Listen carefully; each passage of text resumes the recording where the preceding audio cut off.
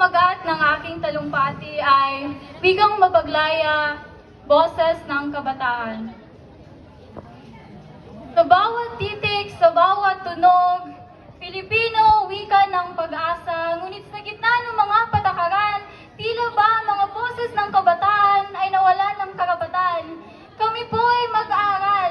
Ang sabi pa ni Rizal, kami daw ang pag-asa ng bayan. Mga kabataan, ang pag-asa ng bayan. Dapat daw kaming alagaan, turuan ng mabuting aral para sa ating kinabukasan. Ngunit bakit tila po kami ay hindi pinapakinggan? Sa bawat po pag-aaral namin, sa bawat pagsusumikap namin, ang aming mga puso ay puno ng pag-asa. Ngunit sa kawalan ng tulong at suporta, mga pangarap ay tila naglalaho na.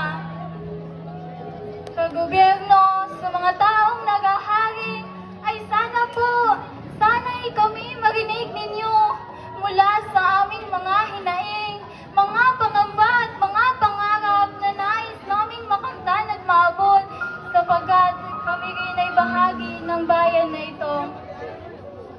Sa wikang ito, sa wikang Filipino, nais naming magpahayag, nais naming lumaya mula sa kawalan ng boses, mula sa pagiging tahimik sapagkat gusto namin na ang aming saloobin ay marinig ng mga kababayan namin.